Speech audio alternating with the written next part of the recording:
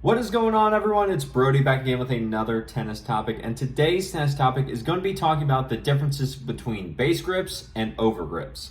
I've seen many players, whether they're just starting out or if they've been playing for multiple years and they've been using the exact same racket, they don't even know whether or not they're using the base grip or if they're using an overgrip. I know it sounds insane, but I've seen it happen. So I'm making this video just so that I can go over kind of the basics and essentials of what a base grip is, what it's designed to do, and why it's there, as well as what an overgrip is for, why you may want to use it, and what it's actually going to be helping you with if you decide to put it on your racket. So let's get started. So the first thing about the base grip that I have here is that this is what comes on your racket. So I have right here a Solinco Whiteout 305. This is a brand new racket, and that's why I'm using it for this video. And as you can see, this is the base grip. I've not added an overgrip. This is exactly how the racket came out of the packaging after I took the plastic off the handle and took the cardboard out of it. This is what a bare bones racket looks like, and this is the base grip.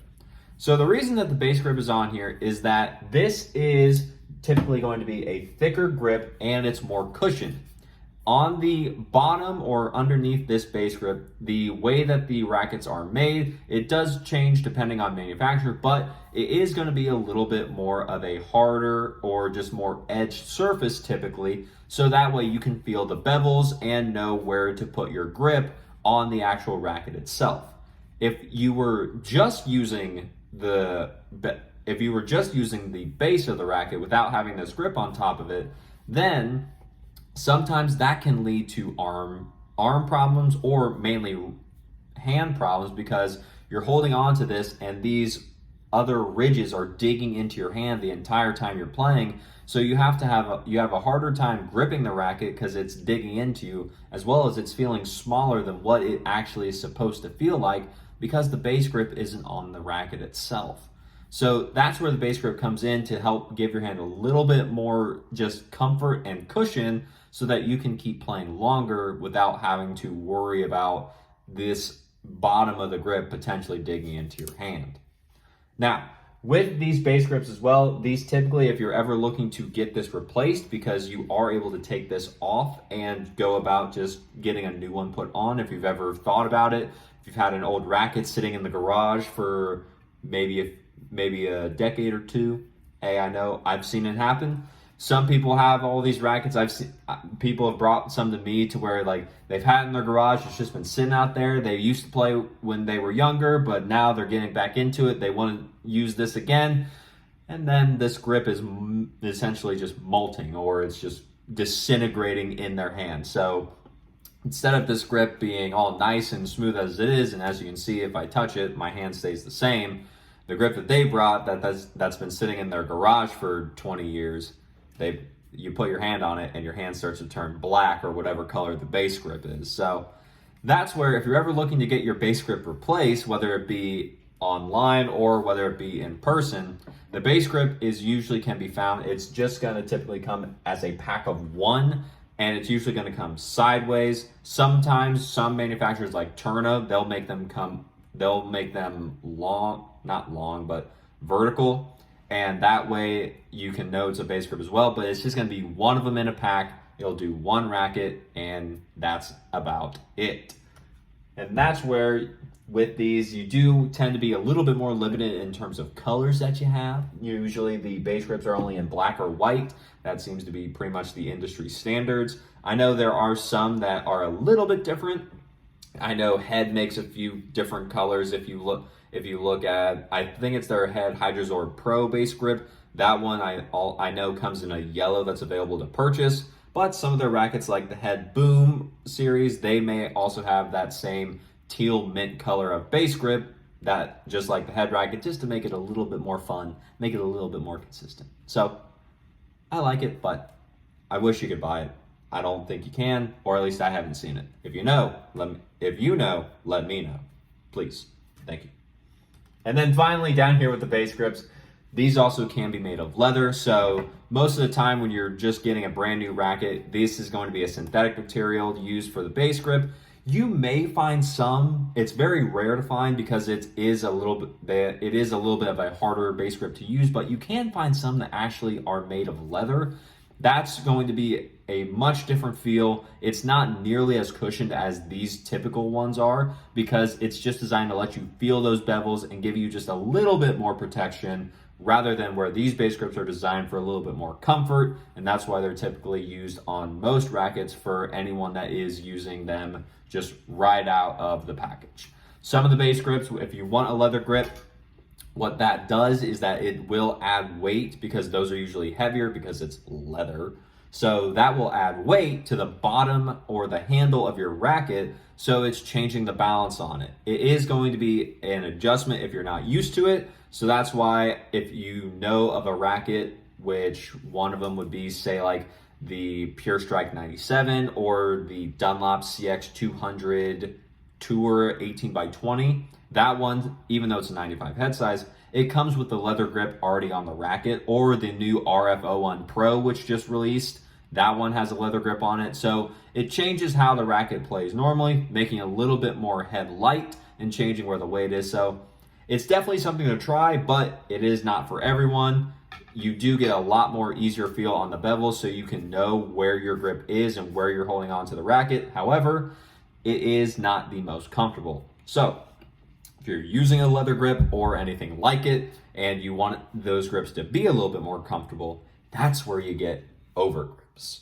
Now, overgrips, these are completely optional. You do not have to use. You get to decide if you want to do it. You can try them out, and I say try it out at least once just to see what you think. But again, completely optional, don't have to use it. Base grips, I would say much higher likelihood that you should have those on. I know some players can get away with just using an overgrip on the actual base of the handle instead of a base grip, but I'm not the biggest fan of it. I've known it to work before, but the other times I've seen it used, it just ended up causing problems. So in my personal opinion, I would say don't do that. I would just get a base grip and try and get a very thin one, which they do make. They're very rare, but they do make. And just go from there if you want the grip to try and feel a little bit smaller.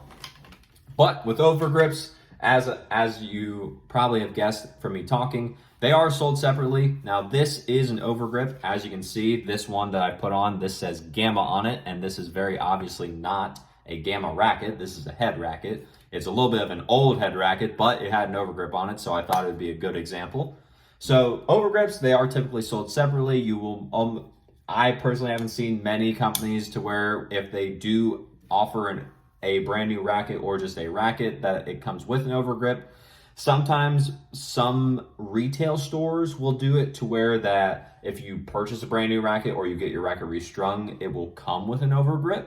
And so you may be able to take advantage of that just to get one on to try. But besides that, you typically have to buy them in the packs on your own. And with the overgrips, these are going to be usually thinner than the actual base grips themselves. They're not really focusing on comfort and cushion as much as the base grips because that's not what they're designed to do. These focusing more on either tackiness or a dry feel. So the overgrips are where you can really make the racket feel different and feel much more customized to you specifically. So with most overgrips, they're going to be a lot tackier just so that it's easier for you to hold onto in your hand. If you are someone that tends to sweat a lot when you play, or if you're playing in a very hot and humid climate and your grip tends to get slick very easily, then a tacky grip may not be the best thing just because it'll get slick. And if you're like some of the people I've met that have come in looking for a brand new racket, they were going for an overhead, they've been playing for an hour or so, it was hot, their grip was slick or it was old, and then their racket went down, it went and cracked completely, so they needed a new racket. Not good. But that's where you can always find with the overgrips, they are going to have different feels. If you need more of a dry feel, if your hands tend to sweat a lot, or like I said, you're playing in a very hot place, the dry grips do tend to be a little bit better at absorbing sweat and just making it so that your grip doesn't get that slick. Probably one of the most notable examples of overgrips that you may have heard of is going to be Grip, which is as it says, the light blue grip that doesn't slip. It has that name for a reason. It's not very tacky, but it does a very good job at absorbing sweat, especially if your hand sweats a ton. And that's where with overgrips, you do typically have to replace them a lot more, but that's why they come in a pack of 3 or more. Most overgrips and most companies know that the overgrips, because they're not that thick, they're not designed to be the most durable thing, you are going to have to replace them a lot more. So that's why usually you can get 3 in a pack, which is, I'm pretty sure, the standard, for the price of maybe 1 base grip, or maybe even a little bit less than 1 base grip. So getting the overgrips is a little bit easier, but again, it's all personal preference. You don't have to use them. I've just found that most people tend to like them, but if they don't know why they like them, then that's a different story. So with the overgrips, you typically have a lot of color options. Like I said, overgrips are where you can make the racket one of the most customized that you can ever be, mainly just because you can custom fit it to you. A lot of players tend to like this sleek look of an all white overgrip. It works with almost any single racket and it looks good. Some people prefer black. There's some overgrips that are out there that are blue. I know Gamma typically has the widest range of colors, as well as Yonex typically has the widest range of colors. I know I said the widest range of colors twice, but they have a lot of colors and overgrips, those two companies. So you're almost never out of color options to choose from. And that's where you can always make it a little bit more fun, especially just if you're playing for fun, you want your racket to look nice, or you just want it to look like what you want. Feel can be a little bit different between colors that I've noticed, but overall, if you enjoy it, most actual overgrips come with a little piece of the overgrip on the package to where you can feel with your thumb or any of your fingers just to get an idea of what it's going to feel like, to know if you'll even like how it's going to play. So try it out on there just to see what you think. If your friends have an overgrip or you know someone that does, maybe see if you can like sneak one from them so you don't have to buy one right away. Just saying, it might work a little bit better for you. And then just see if you even like it from there. And then finally, with this, the overgrips do make the grip a little bit bigger. Since you're adding an extra layer onto the base grip, the grip is going to be a little bit thicker. So if you're someone that has purchased a smaller grip than what you're used to in a racket, because you're like, I don't know, they both feel kind of good, the overgrips will help to just make that grip a little bit larger and be sure to actually just adjust to your game a little bit more. I've seen some grips that some people may have taken it a little bit too far. They have taken this handle to where it wasn't this racket, but they've taken the handle, they put the overgrips on, they wrapped it, and it's like, okay, 1's normal. 2, you're getting a little bit more excessive, but not the most uncommon. There was one that I saw, the grip on this handle, as you can see, it's not very big. It was that big, like even bigger than that. It was that thick, and it was down here at the base of the handle. I was like, how in the world are you holding on to this thing? And I was like, it was insane. But overgrips, you can use them however much you want, however many you want. You will start to lose a little bit of the feeling of the actual bevels on the bottom if you put too many on. So you may want to just start with 1, see how it goes. Most people only need or only prefer 1 from my experience. So if you want to put 2 on, go ahead. You'll just make the grip bigger, especially if you're growing and you weren't expecting to grow so much. That may be a good way to go about getting the grip a little bit bigger for you. And then I just noticed I had a pack of overgrips here as an example. Like I said, Yonex has a lot of colors. This is purple, and this is that tab I was mentioning on the overgrip packs, to where you can actually see and feel what it's going to be like before you actually purchase and put it on your racket yourself. So with that being said, that's what I got about base grips and overgrips. If you have any more questions, leave a comment down below, as well as like the video if you liked it.